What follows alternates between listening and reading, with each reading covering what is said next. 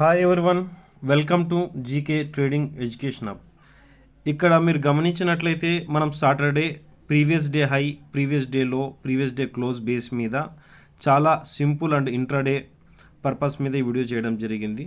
చాలా simple strategy అండి. 100% మనకు వర్క్ కాకపోయినా ఆల్మోస్ట్ 90% దీంట్లో మనకు ఎక్యురసీ అనేది ఉంటుందని మనం చెప్పాము.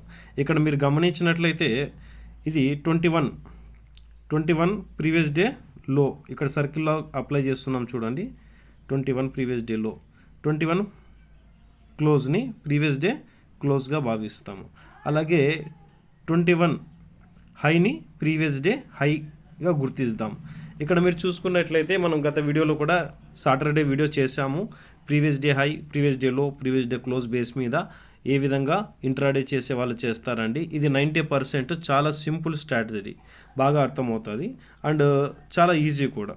సో ఇక్కడ మీరు గమనించినట్లయితే మనం ఏం చెప్పామంటే ప్రీవియస్ డే హైకి ఎబోవ్ ఉంటే అప్ ట్రెండ్ అనేసి, అలాగే ప్రీవియస్ డే హైకి డౌన్ సైడ్ ఉంటే డౌన్ ట్రెండ్ అలాగే ఉంటుందని మనం కనుక్కున్నాం. ఇప్పుడు మీరు గమనించండి, ఇక్కడ ఈరోజు మార్కెట్ ఓపెన్ అవ్వడం ఏమైంది, ప్రీవియస్ డే హైకి ఎబోవ్ ఓపెన్ అయ్యి, previous day high above open అయిందండి.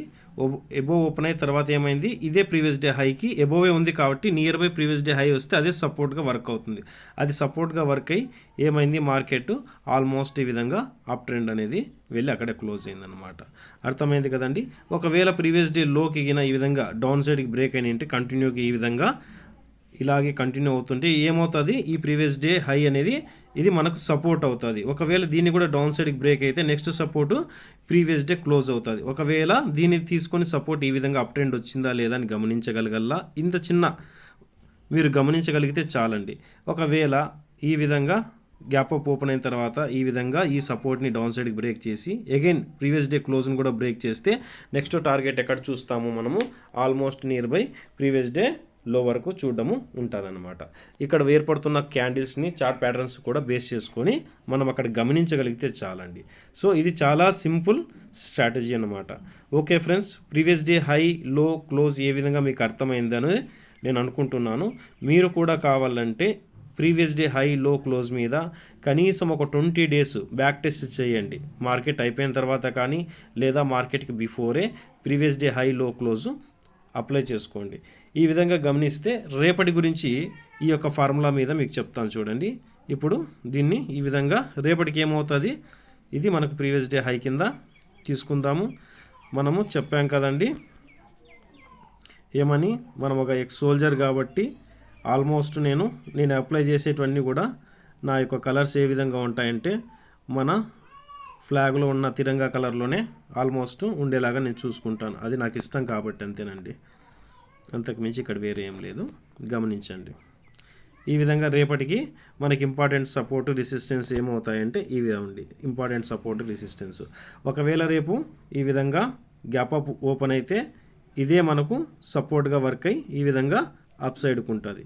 ఒకవేళ గ్యాప్ అప్ ఓపెన్ అయినా లేదా గ్యాప్ డౌన్ ఓపెన్ అయినా ఈ యొక్క ఫస్ట్ ప్రీవియస్ డే క్లోజ్ దగ్గరలోనే ఉంది కాబట్టి ఇది కూడా సపోర్ట్ తీసుకుంటుందా లేదా, ఇది సపోర్ట్ తీసుకోకపోతే ఇక్కడి నుంచి ఈ విధంగా మళ్ళీ డౌన్ సైడ్కి అనేది ఉంటుంది. దాని తర్వాత ఇక్కడ ఒక ప్యాటర్న్ కూడా గమనించండి. మీరు గమనిస్తే ఒక ట్రెండ్ లైన్ని, ఈ ట్రెండ్ లైన్ ఒకసారి గమనించండి. రేపు ఈ ట్రెండ్ లైన్ బేస్ సబ్జెక్ట్ కూడా మనకు వర్క్ అవుతుంది.